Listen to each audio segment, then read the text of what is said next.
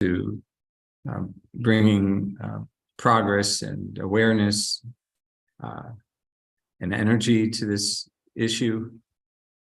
And so I'm very grateful to be able to be of assistance in this conversation together. As usual among facilitators, before we begin, we do want to ask if anyone wants to say anything or express any thought before we go into our panelists introducing themselves, but also responding to the first question, if that's okay, which is that why is climate change an important topic to be discussed from a Muslim perspective, or perhaps if you wish, the panelists, if you wish, from a faith perspective, why is climate change important to be discussed from a Muslim or a faith perspective? And if you can respond to that question after introducing yourself. But again, before doing so, does anyone want to express a thought or any idea or question before we begin? Okay, Bismillah. We're going to start with Kiel, our friend, expert in the matters of fossil fuels and its impact on our world. Kiel, if you would introduce yourself and share your thought as to why we need to consider this topic from a faith or a Muslim point of view. Thank you very much, Yosef, and good morning, everyone from Mexico. I'm joining you from Mexico today. My name is Kiel Kühne. I'm German, but a global citizen, so very happy to be involved in this conversation. I was an exchange student in Indonesia many years ago and lived with a Muslim family, and that really kindled my interest for the religion and also my respect and wish to contribute to the conversation between people from different religions. Now, in terms of, I lead the Leave It in the Ground initiative and have been involved in the climate negotiations for about a decade, and I'm trying to contribute towards moving beyond the fossil fuel age with the work of my organization. Today, for this conversation, I have two things that I would like to offer. One is an image, and the other is a question. Let me start with the image, and I believe that speaks to the question that you have raised. The image is that of a water glass. So if you have a water glass and it starts tipping, there is a point when it tips over and the water flows all over the table or wherever it is. And that situation with a water glass is comparable to the state of our home planet, of planet Earth, and its climate situation right now. We are in the process of tipping over the water glass. And what is tipping it over is the most important part of that is fossil fuels, the burning of fossil fuels. So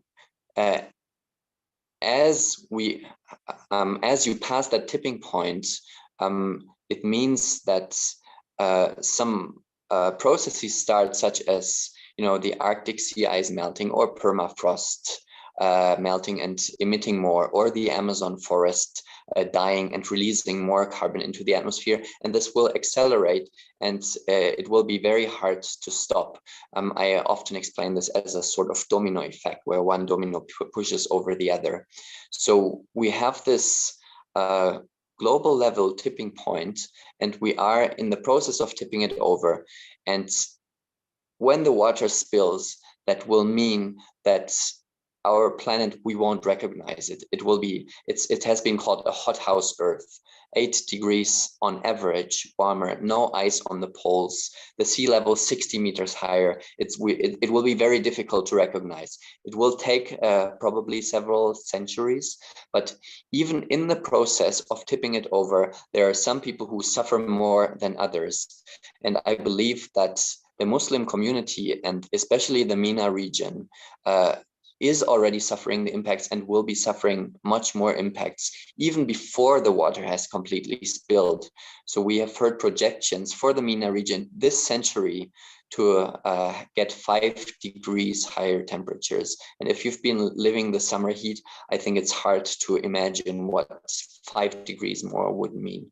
So this image of the water glass, for me, represents the global situation that we are in. And I think my colleagues here will be looking at it from a faith perspective and from a Muslim perspective. I think there is something to say about what our responsibility for keeping that water glass standing is. As people, I feel my responsibility as a global citizen, and other people may feel this responsibility as Muslims. So that is the image of the water glass. And the second thing I would like to bring to the table is a question. And this question appeared at our conference in Fez in February this year on Islam and the climate emergency. And it came out of nowhere, I would say. We're just sitting and talking with one of the students that helped, with some logistics and note taking. It was a PhD student who is, and I just asked him, what are you working on? And he said, some of you may know him, his name is Sufyan. And he said, I'm working on an interesting question to do with artificial intelligence. It's the question of these driverless cars. If there is an accident with a driverless car, who has responsibility? Who is responsible? Is it the person, the company who sold the car? Is it the software company that designed the mechanism for the car? Or is it the person who owns the car? There are 3 parties who could have responsibility, and it's a legal question. Who is responsibility if an accident happens? And now I didn't realize at the moment, but this question goes to the heart of the global conversation on climate change right now, because as the UN climate talks are set up, there is a theory or a way of framing it where everybody accounts for the emissions at the end of the pipe. So where it gets burned in that place, in that country, it gets counted, and that's the way how the national contributions are framed, and so on and so forth. What has happened with that is that fossil fuel companies and also fossil fuel exporting countries have said, this is not our problem. And so the fossil fuel industry, for example, the oil industry, has led us to talk about our carbon footprint and say, this is people's problem. People should reduce their carbon footprint. We are not responsible for the emissions that people are causing. We're not causing it.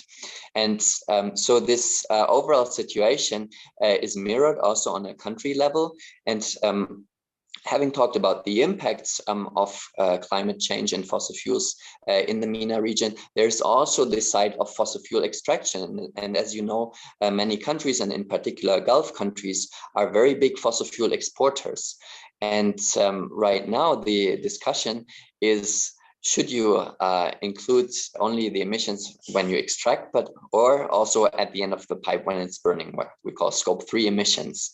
And the COP president has said you have to be brutally honest about all your emissions, including Scope 3, but then at the same time, they don't disclose those emissions for the UAE national oil company. So I think that this question is very relevant at the moment, and the challenge is that the world is addicted to fossil fuels. Many of us use fossil fuels in our daily lives, and we have to break that addiction. So coming back to the initial question of who is responsible, I made a very radical suggestion to Sufyan, and I said, I think everybody should be responsible 100%. Who has programmed the car, who has built the car, and who owns the car. If they are all responsible 100%, all of them will make sure that accidents don't happen. And so applying this to the climate situation, we also think that everybody is responsible. Everybody is responsible for not tipping the glass over. And I would be, and this is the question that I am bringing to the table and offering here, who is responsible? I would love to hear the thoughts of my colleagues from an Islamic perspective. How would you answer that question?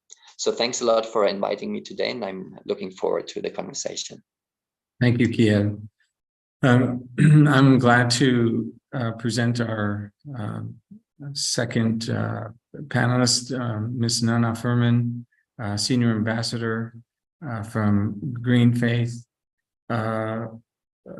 Madam Ambassador, if I may, if you may share a little bit more about yourself and also your thoughts to the initial question of why is climate change important to discuss from an Islamic Muslim perspective. Yes, thank you, Pak Yusuf, the way I call you in my traditional, original, where I'm from, Indonesia. I'm Nana Firman, originally from Indonesia, but like Kiel, I don't live in my country. I'm calling now from my home in California, and I've been working for Green Faith, which is an international multi-faith grassroots organization, working with grassroots community in several countries around the world. So when we ask, like, what does climate change means for Muslims? So I always think that first, like as Kiel just shared a picture, like, you know, I looked up on the impact first, because that's what near and dear to people. We see like all the impacts that in terms of disaster, we've seen it like all over the world. That's like what people usually like connect first. So unfortunately, Kiel, like people don't really think about the root cause first. Like they always see the, you know, at the end of the pipeline, the impact of climate change. So we see the like all this like large disaster that happen all over the world, be it drought or floods or even like landslides that we've seen like happening in the last maybe 10 years, like more severe, and even like it's like more often like we're becoming desensitized because it's all over the news. But then, like, you know, when we think about it, like a lot of people that work on this kind of issue already bring about the cause of this disaster, that because of, you know, the carbon dioxide emission that is, you know, like flooded our atmosphere, that caused the global warming, and then finally the climate change. And as Muslims, like we are called, but I think like there's other speakers here who are like more knowledgeable in Islam rather than me, but like we are called to be the Khalifa upon this earth, which is taking care of this earth, not to destroy that. But like, what have we done? We've actually like, you know, from our own like activities or like our economic choices, we are actually at the same time destroying the earth. So then, you know, like, and most of the carbon dioxide emission in our greenhouse gas is actually, I think like more than 50% are from man-made, like, you know, like activities. So then, you know, like we can say, if we take the analogy from what Kiel talked with us, Sofian, about the AI on the traffic accidents, then obviously we all have the contribution on this madness. But then who are really responsible from this? We need to also kind of like have that like clear, because then in a lot of cases, those who actually contributed the least are the one that bear the brunt, the largest on this. Like for example, the people in the global south contributed only a little on the carbon emission from fossil fuels because they are still developing countries. They don't have like big industries. But then like when the big disaster happens, it's happening on their side of the world. So then and then they don't have the capacity to even like, deal with this disaster. So then I think like, like we need also to have that clear in our like, like negotiation or conversation in this like different global platform, who will take that responsibility. Like the responsibilities are going to be different, not like everybody bear the same responsibility. Yes, in terms of responsibility, everyone has responsibility, but then who's having the biggest responsibility because they already contributed like, more. So then I think like we need to have that also, the discussion in trying to, meaning like, to end this fossil fuel, and me, like myself, like with Green Faith, we are working actually in the treaty, the fossil fuel non-proliferation treaty, that we are calling also the from the faith communities, the faith leaders, to support this. So I can talk more about that, but I think like I have it my part in the beginning for that, so that you can have for others also to share. Thank you.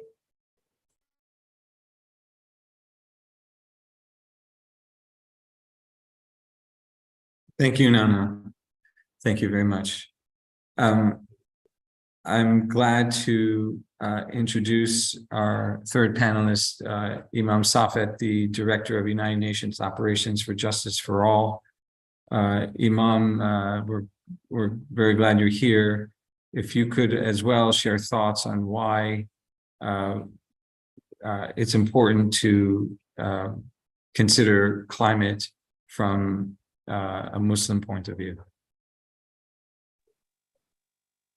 Thank you so much, my dear brother, Dr. Yusuf, and to all the wonderful panelists. Good to see you online, Kyle and Nana, and I saw Nohad earlier, and some of the wonderful people. Brings back memories of when we were together, most of us in Fez, and had the chance to be with one another and to struggle with the answers to this very question. In various ways. Let me just begin, and then I'll answer your question very briefly, because in the tradition here in the States, we have what they call land acknowledgement, and so it's important to recognize that we are part of a human family that goes back many years, and that human family has a common ancestral mom and an ancestral dad. In our religious tradition, we speak of them as Adam and Hawa, or Adam and Eve.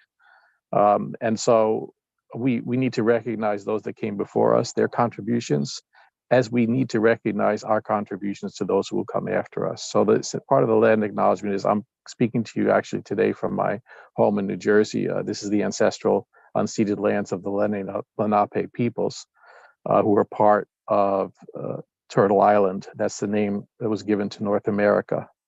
Those peoples were dispossessed from their ancestral lands, and they were put onto reservations as a result of settler colonialism. And unfortunately, in other parts of the world, this is happening today, specifically in the situation that we find our brothers and sisters in humanity, both Muslim and Jewish and Christian, in Palestine and Israel and Gaza. And so we pray for peace and justice in that land, for all the peoples of that land. Al-Ardul Muqaddas, as they say in Arabic, the Holy Land. And we say that Allah Musta'an, may God help the oppressed. And one of the things about the native and indigenous peoples, they were peoples whose way of living and being in the world was largely one of balance and harmony. It was based upon mutual respect between humans and all of the natural world and all of our fellow earthlings and inhabitants. And there's a crying need in today's world for us to return to this type of ethic and practice. So with that in mind, what does Islam say about, or how does my religious teachings inform my interaction or understanding of how we should be within the climate? And I think there are different types of pictures that can be painted. Kyle painted one picture for us. I'll paint another picture for us. There's a saying in the prophetic, one of the sayings of the Prophet Muhammad, peace be upon him, is that al-ard kulluha masjida. The earth, the entirety of her is a mosque. It's a place of worship. It's a house of worship. So in a sense, we're in God's house. And what that means is that everything, every being that's in that house is a worshiper of God. And actually, there's specific verses in the Quran that speak about the ways in which the various creatures, our various fellow earthlings, worship God, and how they're organized into social communities. And so this idea that the entire world is a mosque is a place of worship. And when we think of a house of worship, we think of the idea of, first, a place of safety and security. It is sanctified, so it's sacred. Secondly, what comes to mind often is the idea of cleanliness, that is to be cleaned, it is to be maintained. Fossil fuels and the burning of fossil fuels is a contributor to greenhouse gas emissions, yes, but it's also the major contributor to the pollutants and the air pollution, which is affecting our health in a very direct way. And so this idea of cleaning and maintaining the house of worship is then part of that picture that of the entire earth being a house of worship, the entire earth being a house of worship, or God's house. And that all those that reside therein, all earthlings, are then worshipers of God. And therefore, when we look to our right and our left, and I want you to sort of think about this, whether you're on the prayer mats or sitting in a pew, and you look to the right or left, and you happen to see a squirrel next to you, as I have a squirrel running right now next to me in my backyard, and actually a chipmunk just passed by me a little bit earlier, and you say to yourself, what are you doing here? You wouldn't say that to a fellow worshiper as you're sitting in the pews in the church. So human and non-human are also part of that conversation. And the third thing that I think about when you think about houses of worship is the idea of scripture. Scriptures, reading of scriptures, recitation of scriptures, praying by scriptures, the Holy Quran, the Torah, the Injil, the Gospel, and so on. The various scriptures that have been given to human beings by persons of holiness or of blessed selection by God over the centuries and over the millennia. So you think about scriptures, and here for me the analogy or the connection is that why Islam is important is that the scriptures are written in verses. In the Arabic word for verses in the Holy Quran, or with reference to the Holy Quran, is ayah, which also means signs. But that's the exact same word that is used in the Quran and Islamic theology for all of the natural world and all beings within the natural world. So this idea of maintaining, cleaning the area out of its pollutants, of its poisons, the house of worship, making sure it's clean. Secondly, of course, that it's a sacred place. Thirdly, that all who reside within that place are also then sacred. And fourthly, that we read scripture or the signs of God, and those signs of God are disappearing. The destruction of our natural environment as a result of the modern lifestyles which we are living, driven by the burning of fossil fuels, primarily, is something that is destroying those signs. Biodiversity is disappearing. It's disappearing in scales unseen before in human history. Basically, the worshipers of God in God's house are being destroyed. They're being silenced, not by ones, not by tens, but by millions and billions. And that not only affects biologically the ecosystems in which we're in, so it deprives the ecosystems of their functionality, of their efficiency and effectiveness. We all are hurt as a result of that, but that also is actually destroying the spiritual core of the scripture, the natural world, which is a scripture which we are reading. And so I think that when I answer the question, I say, we have to maintain God's house. We have to keep it clean. We have to recognize and protect all that life that is within there, because they are also worshipers of God, and they are part of the signs and the scripture which we are reading from our hands, but there's also the scripture we read with our eyes and our senses.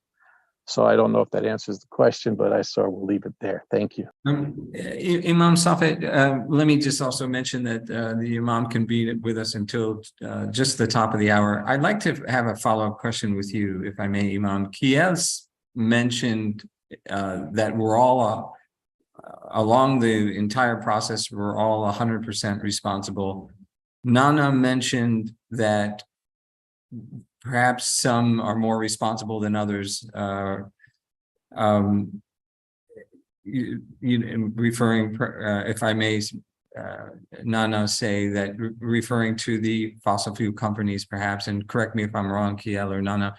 Imam, I'm asking you, where do you fall along that? Are we, and not that the two are mutually exclusive either, that we could be all 100% responsible, yet at the same time, some more responsible than others. Can you reflect on where the burden primarily lies, the responsibility, where it lies mostly? No, thank you. Yeah, we're all responsible, but we're not all equally accountable. And that's a big point to keep in mind. Our lifestyle choices, our behaviors, our consumption patterns, all of those are in our hands. It's true.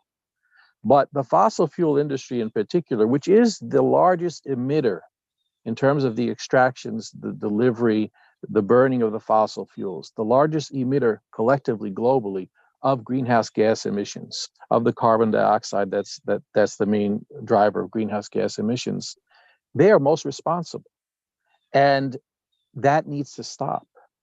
We are told by the scientists that 75%, and Kiel can correct me if I'm wrong, or more, of the known fossil fuel reserves have to stay in the ground if we're going to be able to even have a chance to reach the limit of 1.5 to stay alive. So the fossil fuel industry is primarily responsible. And one of the things that the fossil fuel industry is very good at is, in addition to privatizing the profits and socializing the costs, in addition to that aspect of their business model, they're very, very good at saying it's a question of shedding off your lights. It's on you as the individual. And that's true, it's on us. But the fact of the matter is, the lion's share of what is bringing about the climate emergency is on the shoulders of the fossil fuel industry. And this needs to be addressed. The extraction, the transport, the refining, and the burning of fossil fuels and once again, I don't have my figures right now in front of me, but it's something like 60% of greenhouse gas emissions. So the lion's share responsibility is there. And then if you think about the health impacts of all that smoke and all that pollution on people's health and well-being, especially those who are most vulnerable in our communities, those who live in the heat islands of our urban centers, those who are elderly, those who are primarily peoples of color, those who are least responsible for climate change, yet bearing the biggest impacts. If you take into consideration all of that, the cancers, et cetera, and the illnesses associated with that, there's a huge liability there on the part of the fossil fuel industry to take care of this. And my last point on this is the fossil fuel industry's business model is one that cannot be changed. It's not like we can reform and we can adopt a new business model. Their business model is extraction, production, refining, and burning of fossil fuels. Christiana Figueres said there is no possibility of the fossil fuel industry adopting another business model. So the bottom line is we need to move to renewable energies in so many different ways. Conservation is part of the answer, but a big part is renewable energies. And we need to stop fossil fuels, hence the idea of no new fossil fuel productions. And although we're talking about the MENA region, I have to acknowledge that here in these United States of America, where I'm a citizen and where I belong, the United States over time is the largest emitter of greenhouse gases. It is the largest producer of oil within the world. And it is, even under the current administration, which is supposed to turn back the way in which the Trump administration had dealt with the leases on public lands, it is actually the Biden administration has provided more leases on public lands to the fossil fuel industry for new explorations, not existing reserve, new explorations than the previous president. So just wanted to share that. Thank you for allowing me to take a few minutes more than I'm supposed to. You know, and if Nuhad will just indulge me 1 second, Imam, if you could just answer this one question quickly. You of course are Director of United Nations Operations for Justice for All. I'm wondering if ever in that role, you have to, or that it may not contradict, but maybe you have to hold back or not fully express your point of view as a Muslim to the extent you would, or to the direct way you might have, if not for your role as also director of United Nations Operations for Justice for All. Have you ever found any, point of difficulty or challenge or questions of reconciling the two, a Muslim yet a director of a UN operations? Well, I work for clarification, I work for a human rights organization that's accredited to the UN. So that's sort of the area that I work with. Have I found sort of reconciling between the two? There's always the realities of the world in which we live, in the moment in which we live. And so there are, for examples, one of the areas that we work on is we deal with our main focus is protecting the human rights of religious minorities around the world, specifically Muslim religious minorities. And one of our areas of focus, for example, is the Uyghur community in China. Here's the tie-in. The Uyghur community in China happens to be in what the Chinese call Xinjiang province, what the Uyghurs call East Turkestan. It is sitting on the largest oil and gas reserves in all of China. Hence this idea that the people have to be moved off the land and the persecutions taking place. But China is a very powerful actor in today's world, especially at the UN.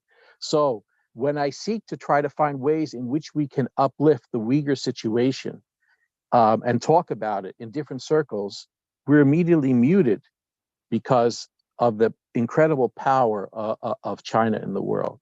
And so I think, in answer to your question, yes, realities do smack you in the face. But I think when those realities smack you in the face, it's still important, especially as peoples of faith, to speak truth to power. Eventually, the power will concede. But it needs to be spoken to and called out. And I'm really here applaud the incredible efforts of those who were involved in the climate movement, especially the March to End Fossil Fuels in the recent time. There was a change that took place a couple of weeks ago in New York as a result of the marchers on the streets, people who were praying, as Rabbi Joshua Heschel used to say, praying with their feet, that they made a change in the way in which the UN was discussing the matter. And all the similar demonstrations took place around the world. So I think there is an opportunity to, even in those reality moments, to speak truth to power and to stand as strong as you can. Again, thank you. Thank you, Imam, for the honesty of the answer. I'm grateful to continue and introduce Nuhad Awad, Ummah for Earth campaigner and global outreach coordinator at Greenpeace for the Middle East, North Africa, someone who's connected so many of us together over time, and we're certainly grateful to you, Nuhad, for that. And perhaps you can say a little more about yourself, Nuhad, and also reflect on the first question of the importance of looking at climate, explaining climate actions from Muslim perspectives. Thank you, Yusuf, for the introduction. And I would like to welcome you all, especially now we have 48 attendees, and in total we are 59 participants on the first webinar of Ummah for Earth for 2023 that talks about Islamic values and fossil fuels. We in Ummah for Earth, we started back in 2020, where we aimed to create a climate movement within Muslim communities. We were 5 organizations at that time and 1 individual ally. Now we are 25 organizations and 7 individual allies. We have here in the panel Mr. Yusuf, who represents High Atlas Foundation. There is also Safa and the attendees from the same organization. We have Ikiel that represents Lingo, that's also part of the alliance. And there's Fatima and the attendees also. We have Nana Fairman that was an individual ally, and now she is part of Greenpeace that are also our organization, part of the alliance in USA. We have Imam Safet Katovic, who is brilliantly doing amazing work as an individual ally in USA. And we have Mr. Hayo, who represents Eco Masjid Foundation from Indonesia, and also not to forget to mention that he works with the Ulama Council in Indonesia. Ummah for Earth not only aims to create a climate movement within Muslim communities. Ummah for Earth aims to achieve climate justice by working together as organizations, as individuals, online and offline, to help these vulnerable people and make their voices heard on international conferences, to achieve social justice, to achieve equity, and to create solidarity. And this shows with many different things that we did, ranging from having a green guide for Hajj and Umrah, eco-conscious Ramadan guide, also having different activities that can mobilize youth and introduce what is really climate action and how we need to work all of others in all of us with each others in order to realize that climate change is a hazard that's affecting humanity and affecting the ecosystem. And we need to come together to face these challenges by having individual actions, as Imam Safat was mentioning. And he also mentioned that we need also to work on the policy level. So awareness and political level need to go in parallel, and also to work on a collective solutions and to present the solutions. And this is one of the things that we did by working on a solarizing mosques report that showed the importance of turning mosques on renewable energy and having these community buildings green, how this have a social effect, and at the same time how this have a financial effect by lowering and decreasing the electricity bill, and how this has an environmental effect by lowering emissions, especially CO2 emissions. And I'm not going to mention a lot concerning the first question, because Nana has talked very nicely. Imam Safat had talked about the prophetic, historical, let's say, but I would like to mention a verse from the Quran that says, قَالَ إِنِّي جَاعِلٌ فِي الْأَرْضِ خَلِيفَةً, which means we were created as a khalifa, as a stewards. So Islam teaches us to be stewards of this earth and its resources. And this was mentioned several times in the Quran. This means that it's our responsibility as humans to maintain the balance, al-mizan of this natural world. And it is very wise, wisdom, al-hikmah, to keep the harmony of this natural world. So as also Imam Safat said, like, all of us are responsible, but not all of us are accountable, but we are all accountable, each by differentiated responsibility, let's say, to God, how we treat environment. So I'm going to mention only the social justice, since climate change does not affect us, all of us, the same. Even if we are in the same country, there are communities, there are vulnerable people that are more affected than other people. So since there are poor people, since there are marginalized people, since there are less fortunate people affected, our Islamic principles of social justice emphasize that we need to take care of these people. And we need to ensure equitable access to resources for everyone. So addressing climate change and working on the issue of greenhouse gases emissions and stopping the new investments in fossil fuels is a way to promote social justice. And our Quran says that we are all interconnected. Since all of these creations, whatever your religion is, whatever your faith is, and whatever your kind is, even if you are part of the ecosystem as an animal, or if you are a human being, or if you are a tree, we are part of this ecosystem, and whatever we do has an impact on the world. And like, climate change does not have borders. So if I say, like, if I'm doing something in Lebanon, it can affect people in another part of the world. And if there is a country that's having emissions, and like Imam Safat was speaking about China, like we are all know USA, China, and India are the biggest 3 emitters in this world. So there is many other communities in Pakistan, in Bangladesh, in Algeria, and Morocco are facing the adverse effects of climate change, and they are the least one that caused it. So we have a responsibility toward these people. We have an ethical responsibility and a moral responsibility to protect them and to work on preventing pollution and stopping the environmental degradation. And thank you all for being here.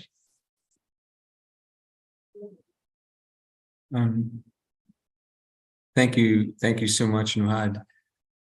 I am glad to continue and introduce our panelist, Hayu Prabowo from Eco Masjid Foundation and Ulama Council in Indonesia. Welcome, Hayu. If you may.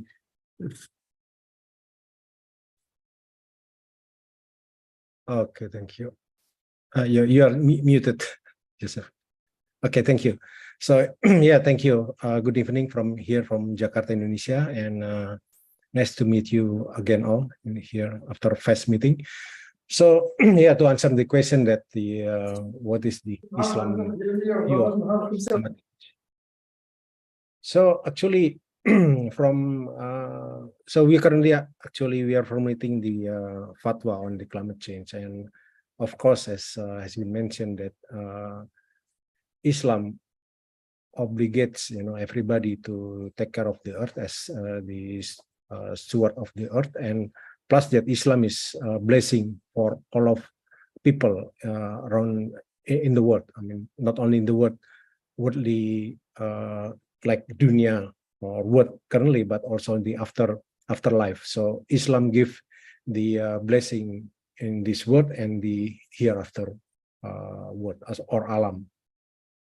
And from the Islam point of view, actually, and also us, actually, the big difficulty is the changing of the mindset and the Islamic law, actually, because previously fossil fuels as the bringing people, from the darkness to the, the good life, from the it's for the prosperity. But now we change it. Now fossil fuels become the kind of the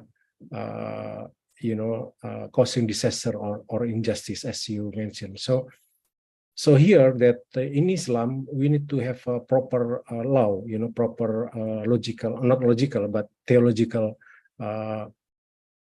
reasoning as to why currently fossil fuels become bringing people to injustice and is not good for the life, not bringing the prosperity anymore. So this kind of thing that we are currently kind of formulating and understand what is the Islamic basis to change, after it is good or previously is halal and currently haram. So that's actually the more easy way to say it. And this so we are currently formatting climate change. Also in the Quran we have the one chapter we call it Ad-Dukhan, Surah Ad-Dukhan, which is haze or fog. So in Allah says in this verse that in verses 10 to 11, wait then, O Prophet, for the day when the sky will be filled in haze, clearly visible, overwhelming the people. They will cry, this is a painful torment. So actually in Quran there is a chapter, which special chapter on the haze, and in the verses 10 to 11 it is mentioning this haze will be a torment to people, where it will, in the tafsir, it will bring people to starvation. So also this is also bring the whereby this kind of clue that it is kind of Quranic proof that of one of these change in the law and the mindset of the people. So in Islamic way that we cannot only taken the logical or rational only, but we also need to have the what you call the Kauliyah and Kauniyah. Kauliyah is the law or the proof provided by the Quran and Sunnah, which is the Prophet saying, Allah saying and Prophet saying. And secondly, we also need to integrate with the logical thinking. So we cannot rely only on logical thinking, but we also need to rely on the theological thinking as well. So this kind of view that we currently formulating how we can integrate the Kauliyah and Kauniyah, the clue from the Quran and Sunnah, and plus the logical way. And then if we make this next is what is the way out, because we cannot just we cannot use fossil fuel anymore. Is there any clue in Quran whether we need to use some energy? And we come out that actually in Surah Yasin, Surah or chapter 36, Surah Yasin verses 80, Allah said that He is the one who gives you fire from green trees, and behold, you kindle fire from them. So actually, this clue that the fire is energy, and the fire or energy sources from tree. Actually, the fossil fuel, the oil and gas, and the what you call the coal is come from, actually the sources is from tree actually. So the tree is actually we believe that it is the true the clue from the Quran. Also the chapter 56 Surah Al-Waqiah verses 71 to 73, Allah said that the tree is a provision for the traveler. So at the time is confusing how this tree is a provision for the traveler. It is for the walking stick or for cooking. But actually, after the James Smith, inventing the what you call the steam turbine, so it's become true that the fire or the wood become the fuel of this steam turbine, and currently being used until now. So actually, that's actually the one that we would like to firstly change the mindset, and also the Islamic law, the way of people thinking of these fossil fuels, and secondly to find the alternative so that we can have the staging to different moving toward the more greener energy. So that's all. Thank you. Thank you. I thought there's a question from our audience in relation to carbon offset credits, which I think can relate to the responses of our panelists. It is something that we're very familiar with at the Highest Foundation. This year in 2023, we've planted 1.1 million trees with 7,000 farming families located in most of the provinces in Morocco. We're verified with Plan Vivo, which enables 80% of the sale of carbon offset units to return back to the communities. Companies, individuals, it's open for everyone to participate. Some countries have compel in various ways or degrees for companies to participate. I'm wondering, maybe even in relation to our last question, does it miss the mark? Is it a tool among many to reduce fossil fuels? We'll start with Kiel, but what is your thoughts in relation to carbon offset credits? And to what extent do you find it to be a viable solution?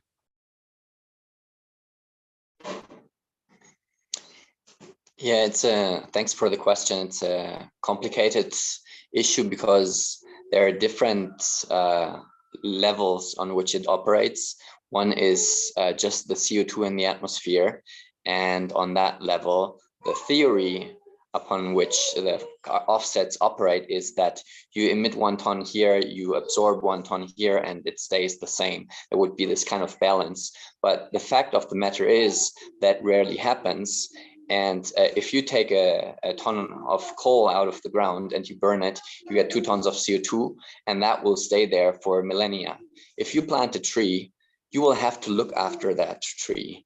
You will have to make sure that it's in a place there were no trees, no forest, and you would build a new forest, and then you will have to look after that forest for millennia to survive, to be equal to the ton of CO2 from fossil fuels. So this stability for millennia to keep the carbon in the trees, that's something that nobody has invented yet, how that could be done. So that's an assumption that maybe the forest will stay, but then climate change itself threatens the viability of forests. There are forest fires and other things. So that doesn't really work out. If you're looking at renewable energies, which are also used for carbon offsets, the assumption is you emit a ton of CO2, and then here you replace some kind of diesel motor or fossil fuel electricity with renewables, and then you get less emissions there. Now, I can tell you as a German, we have lots of solar panels, lots of wind energy in Germany, and we keep the coal power plants running. And so the renewable energy comes on top in addition to the fossil fuels. So that also doesn't work out. So basically the different models that people have come up with for trying to make this equivalence, it doesn't really work out. So that's the physical level. And then there is the societal level of the fossil fuel addiction. And on that level, it just helps perpetuate that addiction, that we do things with fossil fuels. We think we have offset the emissions, but it's questionable, as I just explained. So then the fossil fuel industry continues to earn a lot of money, talk to politicians in a way that keeps things going in the same direction. So on that level, the effect is very negative. So I would say that it's I think it's and then let me finish with a more positive thought. Who has said that if you are doing something that you wouldn't like to do, you're emitting fossil fuels, you're not happy about it, you want to do something about it, who told you that you have to go one-on-one? Why don't you say, I will, if I have to emit a ton of CO2, I will go and stop a fossil fuel project, and I will stop 1 million tons of CO2 from going into the atmosphere. So you can just decide for yourself, I will offset my actions that I'm doing because I'm forced to by structures, by some action that is 1,000 times, 1 million times more effective than the damage that I'm doing. And I will do much more good in the world than simply trying to, one-on-one stop these emissions. So that's my perspective, but I think we should hear from our Muslim colleagues what they think. Let me just add this to Nana Hayu and Imam Safed. Imam Safed has just a couple minutes, so maybe we'll start with Imam Safed if that's okay with everyone. But there was another point by our audience, Professor Hamzawi, who points to the issue of plants. Whoever quote from the Hadith, whoever plants a plant and someone eats from it, even a bird or an animal, the one who plants it is a charity for him or her. It's a charity. Does that Hadith figure into your calculation of carbon offset credits, which deals with vegetation cover, plant life? Does that make you more amenable or open or supportive of the carbon offset approach? Yeah, thank you for that. Thank you for that clarification, Kiel. Yeah, that hadith, actually, there's another continuation of that hadith in a different narration. The Prophet said on a different occasion, which is anyone takes benefit from it, human or non-human, a bird puts its nest in it, or someone stays under its shade, you get the blessings associated with it. And so that's this idea of planning for the long term, the long haul, even the generations that are not yet here. Indigenous peoples used to say that we not so much inherit the world and the land from our ancestors or those who came before it as much as we borrow it from our children. And so this idea of following it forward. With regard to tree planting, actually, that is an important aspect, and reforestation and preventing deforestation is an important aspect of the ultimate answer to the situation, but it's not the only one. But definitely the idea of tree planting is very much encouraged in our tradition. The Fiqh Council of North America, the Islamic Council of Jurists, when they released their fatwa, which we had worked on divestment from fossil fuels, they highlighted specifically the planting of trees. And I want to really congratulate the High Atlas Foundation for that effort. They are the lungs of the world, as they say, and we co-respirate with one another in the way forward. So it's one of the areas that with the ISNA's Green Initiatives Committee during Ramadan, we actually award or plant with the Arbor Day Foundation trees here in the United States for those who successfully complete the Green Ramadan campaign as institutions. I want to just also point out that, and just in recognition from Morocco again also, that only 2 countries in the world are on target to meet their national contributions, nationally determined contributions. That is Morocco and Gambia. The rest of the world is not anywhere near reducing what they need in terms of carbon emissions. And one way to reduce carbon emissions, of course, is this idea of offset with trees. I also want to just highlight, we need to be very careful of technological fixes that are being offered up, including by the fossil fuel industry, that has investments in what they call carbon sequester technologies. And I'm not an expert on this, but as I understand it, these technologies are extremely cost intensive. They require a lot of burning of fossil fuels in order to produce those technologies, and there's no guarantee that they're going to be successful, like putting stuff into the ground and so on. And once again, I leave that to the experts that are here. Trees definitely are one way forward, but it has to be part of a mix of ways in which we deal with the situation we're in. But the biggest way to deal with it is honestly just to turn off the spigot, leave it in the ground. This idea of if it doesn't come out, it won't be burned. And that will force us to make decisions to do things differently. COVID taught us globally we can do things differently. It did. We didn't think we could change our lifestyles. We changed our lifestyles significantly. We can do things differently. And so I think we should take from examples, highlight, celebrate the successes of others. And I'm highlighting Morocco in this case, and Gambia. And the world has a lot to learn from the idea of reforestation, as well as preventing deforestation. And connected to that, you have, for example, also this idea of the cattle industry, the idea of reduction of meat consumption, specifically beef consumption, because that is one of the reasons that there is the clear cutting of trees and deforestation to make room for pastoral lands for the feeding of cows. And we should move towards a more vegetable-based diet individually, collectively, as a human society. Thank you. I'm going to have to leave in a few minutes, so I do apologize, but I will be listening on for a few minutes. Thank you. Nana, would you kindly Yes. reflect on the issue of carbon offset credits? Yeah. So it's funny, sometimes this is just my personal point of view. I feel like the offset credit, giving us in the religious words, giving us the excuse to make sin. So it's you're supposed to be good, not avoid making any sin, right? So it's sometimes I feel like this is an excuse, but then we need to find a solution because we are in a mess right now. So we're talking about trees, and I see trees also as part of the nature-based solution that is big conversation in the climate space, which is trees is already function as the absorbance of carbon dioxide, and that's what when we are talking about climate issues, we basically talk about 2 big things, where is the land use change, which is cut the trees, the deforestation, so then we don't have that function, and then the one that produce the greenhouse gases emission, which is big part of it is the carbon dioxide, which is from the use of fossil fuels.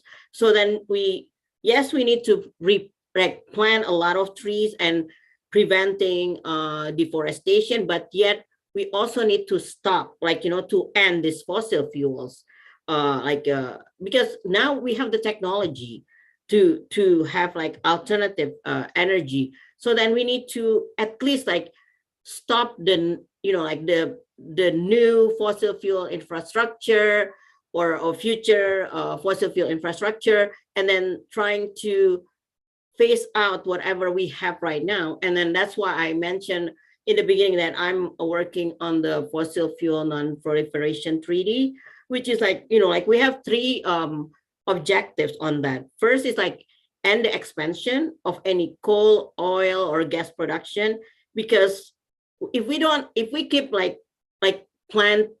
planning to have like more new like infrastructure, then like what's the point? Like, we need to end that expansion. And then also like, having that like phasing out what we have existing production of fossil fuel. So like we need to plan like when are we going to retire this current existing infrastructures in terms of like expanding like fossil fuel. So for example, like here my Imam Safed and myself, like we involved in stopping like the new pipelines that is going to be built by the US government, because they promise that they're not going to expand any fossil fuel and they're going to transition to new renewable energy, but then they're still giving permits to new fossil fuel pipeline. So what's the point? Like, so we need to stop it, because this is like, we have to hold accountable also to the government and politician on this. And so then, like phasing out also, and then also like, how can we ensure that there is a global just transition to the renewable energy, so then everybody will get access? Because like more, I think like about a billion, almost like 800 million or almost like billion people like don't even have access to electricity as of now. So then, like how can they also have the access to electricity, but not the fossil fuel base, but like jump, like doing the big leap to the renewable energy. So that's what I wanted to highlight, that like we need to like prevent the deforestation and planting our trees everywhere, like in our forests, but then we also have to stop these fossil fuels from expansion. I'm going to go to Hayu, if you would, then we'll go quickly to Kiel and then to Nuhad. Hayu, please go ahead.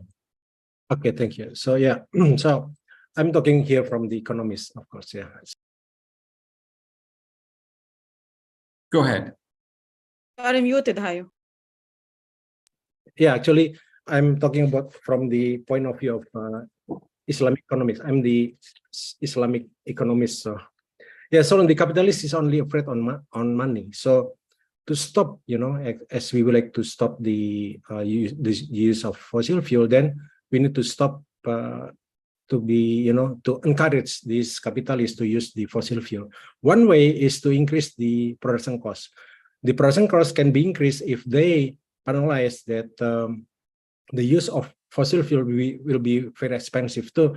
So the carbon trading, kind of facilitate this one to be a transition into stopping the fossil fuel use. So that's actually first one. So this also the planting tree, there's several benefits, as I mentioned earlier, that the tree is the source of energy for the poor people. Actually, poor people mostly uses of wood as the primary source of energy, and currently about 6% of the population of the world using the wood as a primary energy. So planting tree not only extracting the CO2, but also reducing the emission, but also providing the fuel for this poor, and creating the path toward the stopping the fossil fuel. So this actually the second one, and the third one is the kind of the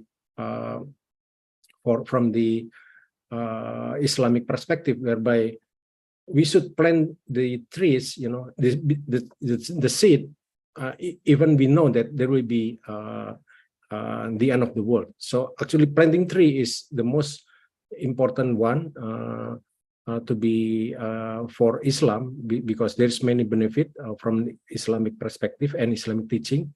And I believe that this carbon trading facilitate this kind of pathway, even though it is not perfect, but I think it's facilitate toward the stopping of the fossil fuel, because people will stop, buying the most expensive product because of this fossil fuel, and start using the more cheaper and more, subsidized from this high emitting industry. So that's my Thank point. Thank you. Kiel, go ahead with an additional comment.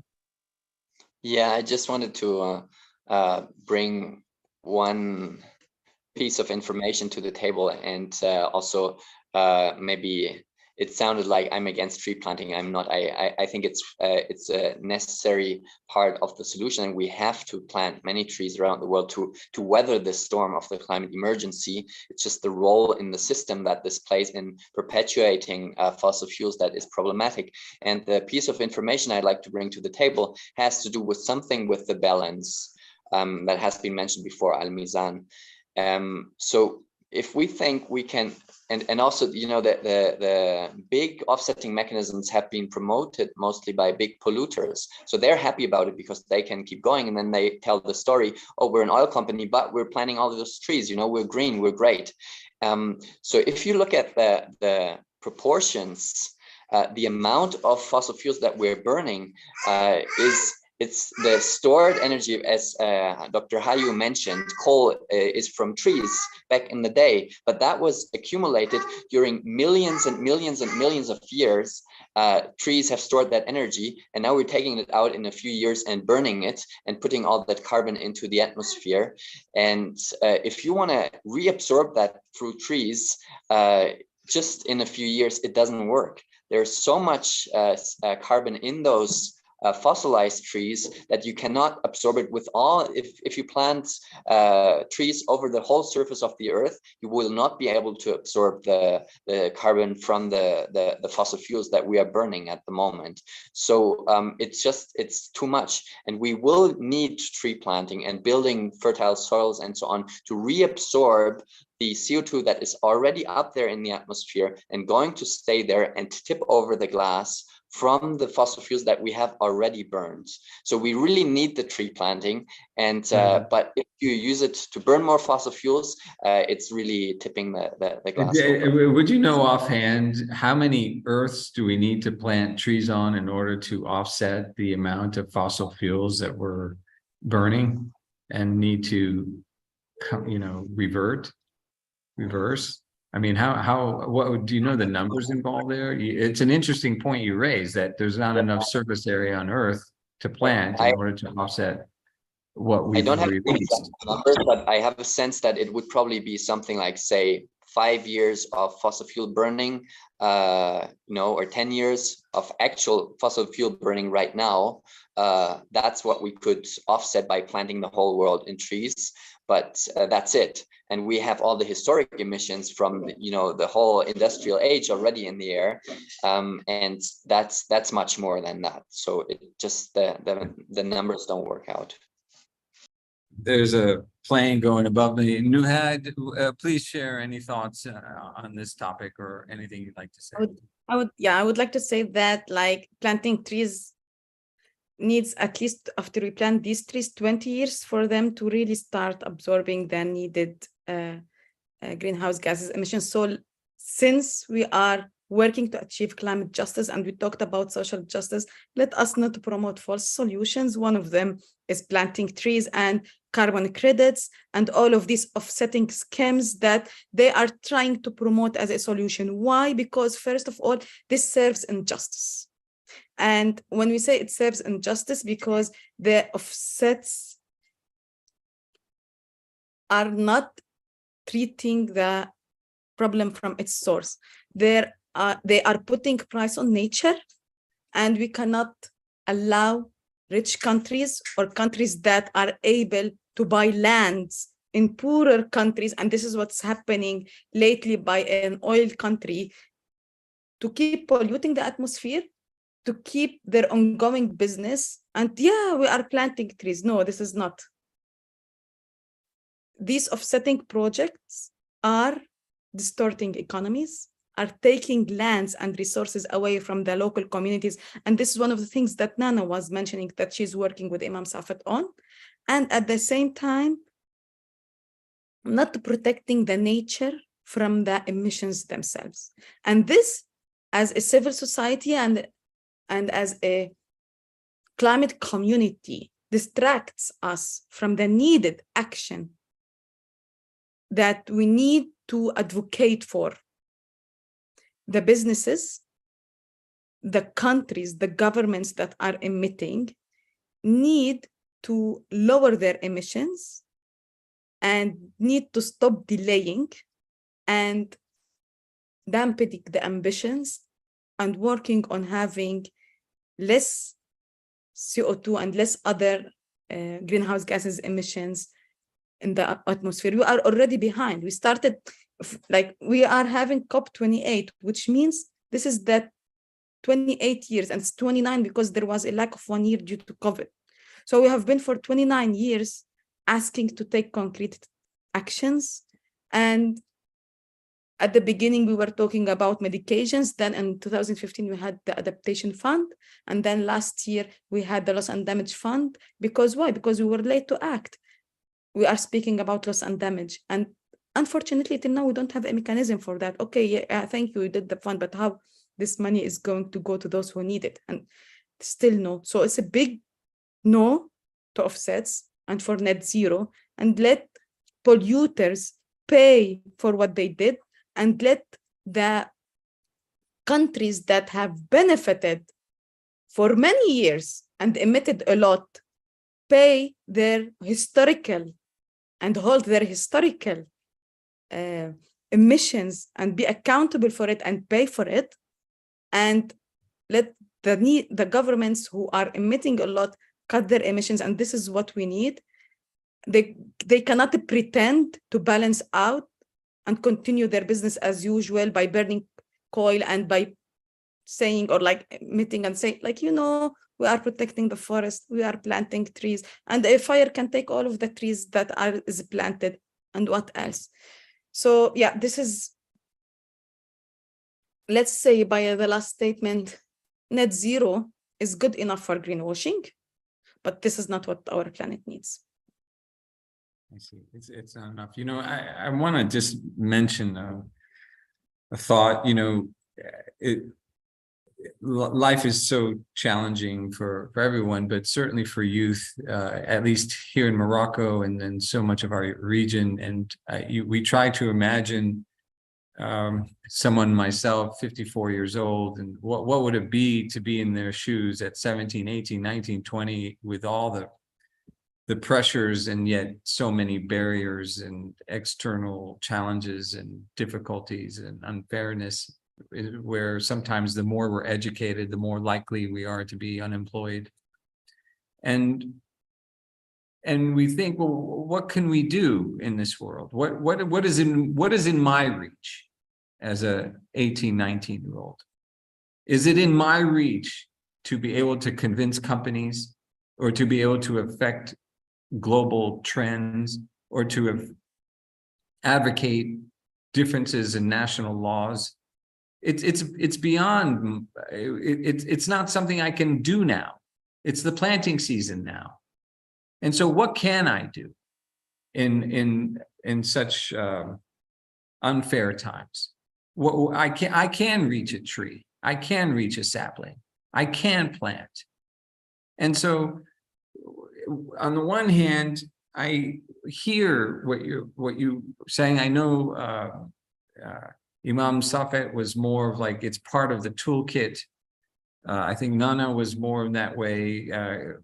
Kiel and Nuhad, I felt more in listening to you that you're for trees. You would never be, of course, and it's part of our way of being a Muslim and a human citizen, and part of our natural life, and we need to plant. But in terms of it affecting the balance, perhaps you may be less hopeful. But what do you say to the millions and millions and millions of us who can't advocate, who've never had understood that we have that kind of voice, who don't have such levers, who are not on a webinar, who simply can perhaps afford a 10 dirham, a $1 or €1 sapling and put it in the ground. And that's the extent of the activism that one can do.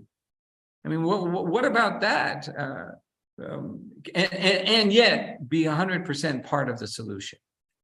Thank you, Yusuf, for raising this question. And here I would like to tell you this, if you are saying that can be done on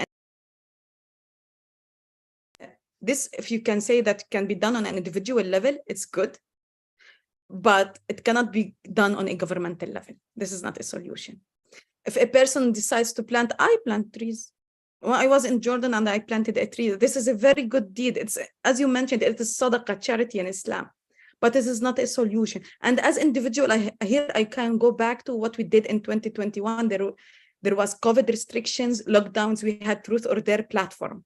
And in the Truth or Dare platform, there was truth that it was a game to mobilize youth from the ages that you were saying. These youth that are sitting on TikTok, on Facebook, they were playing this game. And the truth were scientific information related to amount of plastic thrown in the ocean, related to amount of water used when we shower, and or hadith for Prophet Muhammad as don't waste water even if you are in a running river, or if it is doomsday and you have a plant planted. And the things that they were asked to do, they weren't on a community level because there were restrictions on having meetings and for people to have a group work. So they were asked to lower their emissions. How? By unplugging the appliances that they are not using, by lowering the energy that they are using on home, by stop the single-use plastic, straws, bags, and use like tote bags instead. And there were many different things that they can do on individual level and has an effect, and all of the youth can afford it, and has also relation to preserving the natural world. Hopefully I was able to. Thank you, Nuhad. And we have just a few minutes, and I want to jump to the third question. And we have, again, we're going to go sort of rapid round here. It also relates to one of the comments from our audience. Have you recorded environmental fatwas that respect the three meanings of mercy, cooperation, and repair, particularly addressing fossil fuel? Fatwas. Now, one of the comments from our audience was looking at the diversity of Islamic societies. And there are particularities in that we have in the Ummah. That we are heterogeneous in essential ways. So the question is, broadly speaking, within that greatness of diversity, how do fatwas relate? And secondly, perhaps our panelists can reflect on the importance of fatwas within the respect in regards to climate change and fossil fuels. How do fatwas relate to the vast diversity of Islamic life and Islamic societies? And how important is it to have fatwas to help us navigate the climate in relation to the fossil fuel issue? Does Imam Safed hear us? Okay, we're going to go to I can hear you, but I can't go on camera. Okay. Maybe literally, Imam Safed, a little 1 minute thought, and then we're going to go to Hayu. We're going to, just quickly, if you can reflect on that, Imam. Say 1 second again what you said, please. You know what, Imam, I'm going to go to Hayu. Sure, that's fine, that's fine. Okay, Hayu, would you reflect on that if you caught what I had mentioned? Okay, yeah, thank you. So yeah, fatwa is actually the most important one that in Islam that we because in Islam we live for the ibadah, is for the we respect to the God. So the fatwa is very important, and fatwa is covering many aspects, one of which is the fossil fuel. So fatwa is covering the mercy, whereby environmental fatwas that respect the concept of mercy emphasize the importance of compassion and care for all of Allah's creation, including the environment.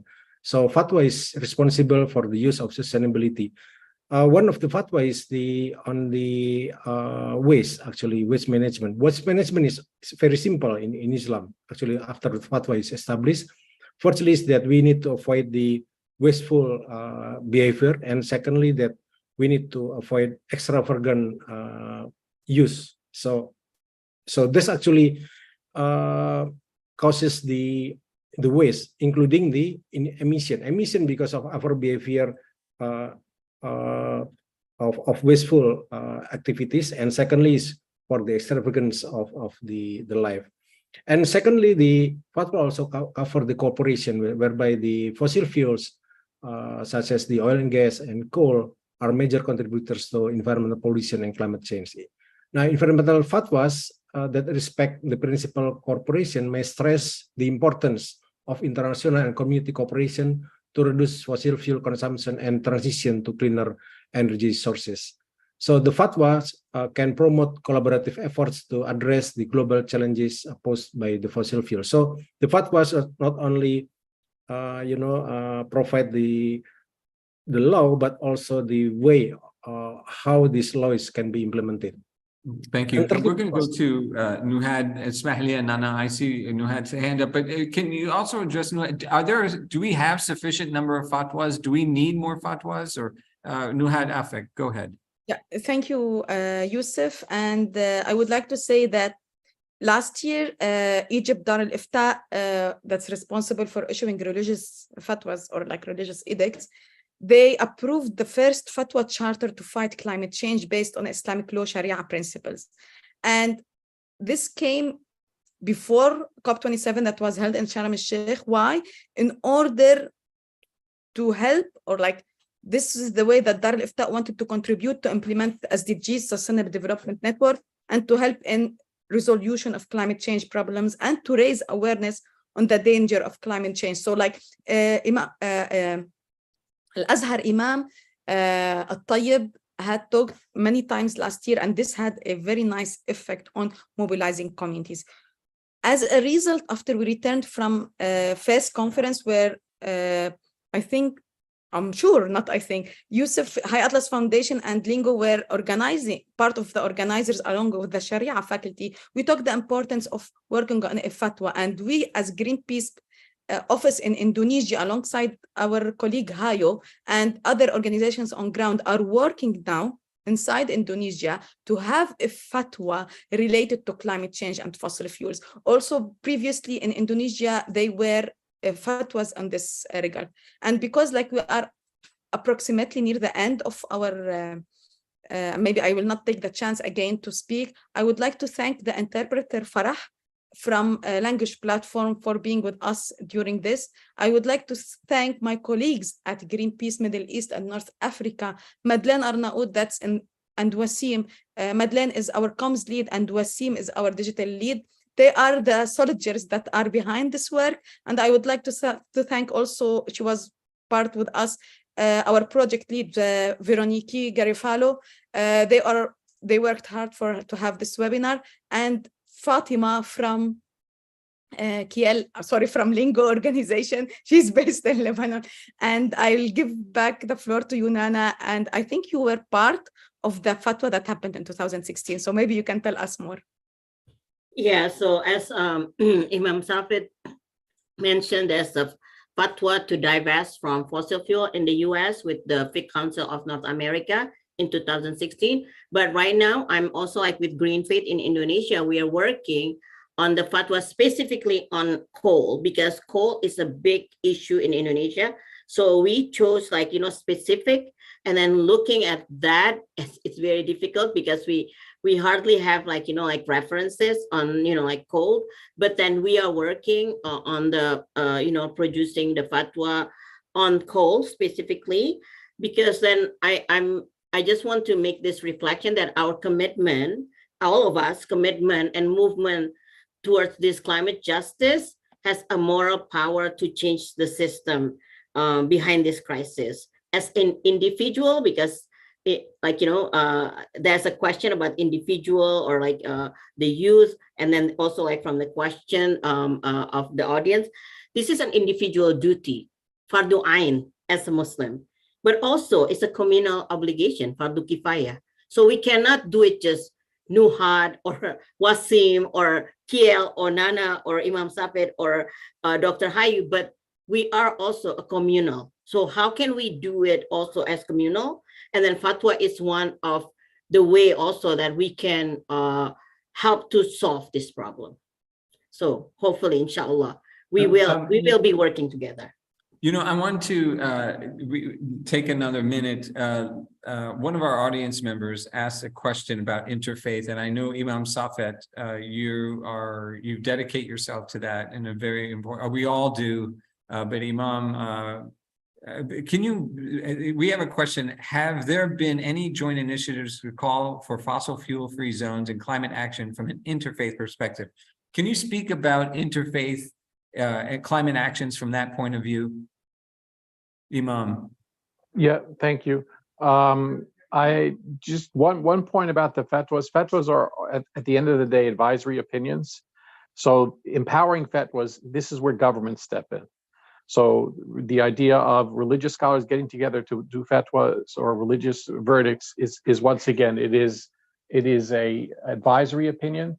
People can take it or leave it. But once governments implement it, it happens. So it's important to have fatwas that provides the religious framework, especially in Muslim countries in particular, where you have governments which, at least in the constitutions of most Muslim countries, affirm that they have some sort of a connection to the Sharia or Islam sacred law. But also fatwas themselves that are drafted by religious scholars have to be specific. And unfortunately, I think some of our fatwas fail the test. They get into platitudes, and they do not deal with the specific issues directly in front of them. So for example, fatwas which do not specifically address the fossil fuel issue in a very clear terminology are not really beneficial to what we're talking about. With regard to interfaith programs and activities, Green Faith has been a major organizer internationally of interfaith voices coming together for the environment. And it's a lot of important work that's being done.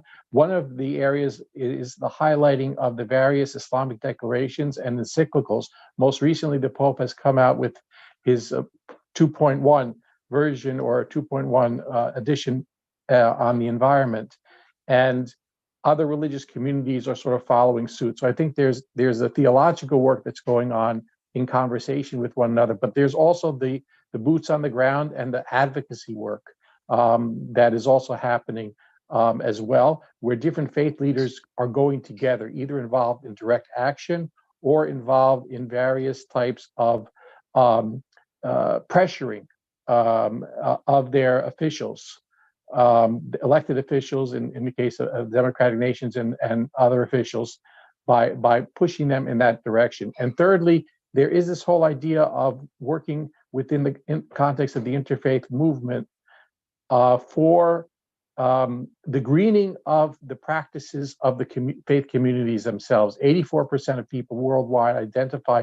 with a faith community, so that there's sort of, I would say, a positive and constructive competition and at certain levels working together on the issues of the environment. And it has to do with everything from signing letters to putting solar panels on houses of worship and church-owned, mosque-owned, temple-owned, etc. properties. So I don't know if that answers the question, but Green Faith has done a lot of work, but others have doing that work as well. Thank you. Let me just also add that in Morocco, the Highlands Foundation receives land from different faith communities, Moroccan Christian community, Moroccan Jewish community, to build nurseries. We also receive land from the Moroccan government, but the gift of land is essential for farming families to have nurseries, because they can't forego their barley and corn to build a nursery. Families need to harvest every year.